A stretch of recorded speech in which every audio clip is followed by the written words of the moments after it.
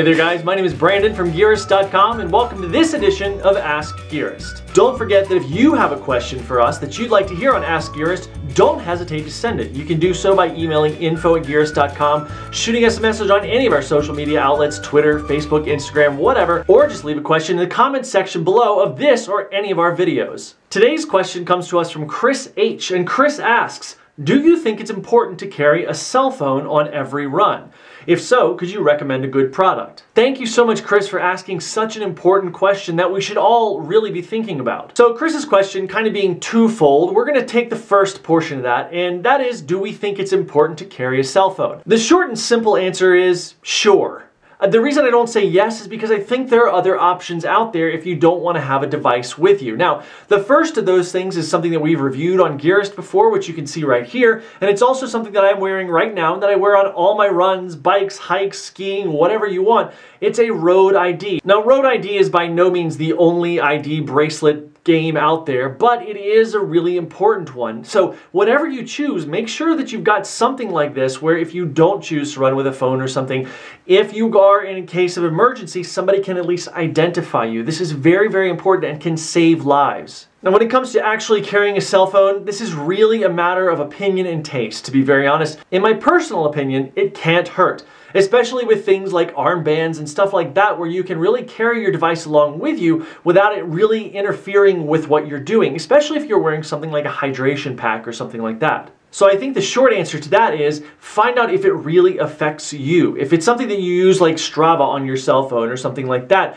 go for it. If you're going to carry music with you, go for it. If you just want to go out for a free run, it's really, really going to be up to you. Now to Chris's question about what products would we recommend if you're carrying a cell phone. Well, this is kind of an interesting one as well. The first and most obvious would be something like an armband. Now, currently I'm using something by the company Arm Pocket, this right here. Now, something like this, it's not waterproof, it is water resistant. So from time to time, what I might do is put my phone inside of a Ziploc bag or something like that, slap it in there, and then voila, it is waterproof. On the other hand, you can find waterproof armbands, including something by Lifeproof, which actually holds their cases. Now, you can see right here, and currently they only make it for the iPhone 5, 5S, and 5C. However, I would assume that by the time this is out for 6 days, that they will have an iPhone 6 and any future generations accounted for. Of course, they also account for Android devices and other devices. iPhone is just what I use, so that's what we're talking about. Now, we're going to talk about two other instances with regard to emergency situations with your cell phone. The first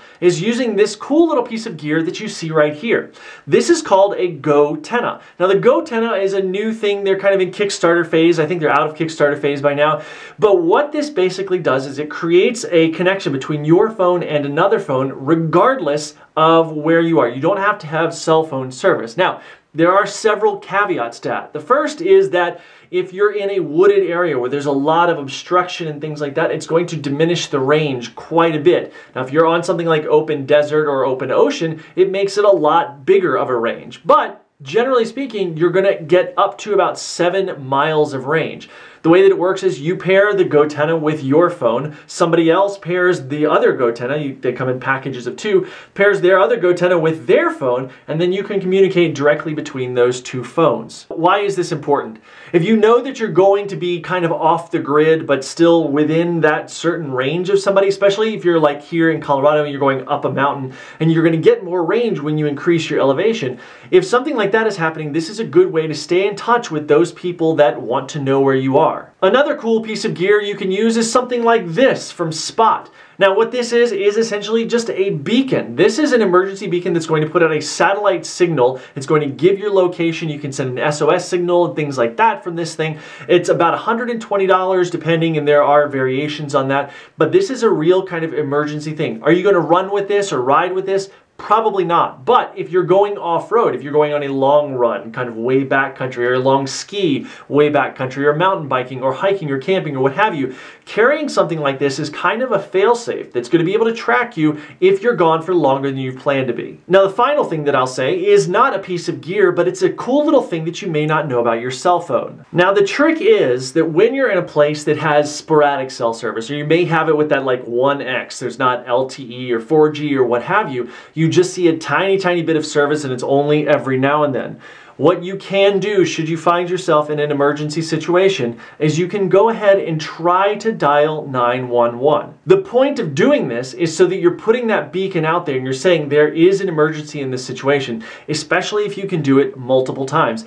Don't expect a call back. Don't expect to be able to get through to anybody necessarily. The important part is at least trying to make that call. So if you find yourself in an emergency situation where you're lost or what have you, get to the highest elevation you can so that you have a good line of sight on any antennas that may be nearby, and go ahead and put up that signal. Call 911 if you need to. Again, if you don't get through, that's not the point. The point is putting that signal out there so that then your service provider or emergency services can triangulate your position or pinpoint it exactly via GPS and come to your aid. So my question to you guys is, what do you like to run with? Do you run with a cell phone? Do you run with nothing at all? And what do you have in case of emergency? Chris, I hope that answered your question and then some. If you guys have any questions, as we mentioned at the top of this, please don't forget to leave them in the comment section below or reach out to us by emailing info@gearist.com, finding us on any of our social media outlets, which you'll be able to see in just a second, or just visit us at gearist.com. Thank you guys so much for spending a few minutes with us today on this edition of Ask Gearist. As always, please visit gearist.com, take a look at all of our news and reviews, and if there's something you'd like to see us take a look at, please let us know by just shooting an email once again to info@gearist.com. You can also reach out to us right over there. You see all our social media outlets, including my personal Strava at the top. And by the way, guys, big push right now, follow us on Instagram. That is instagram.com/thegearist, or just @thegearist if you're on the Instagram app on your phone.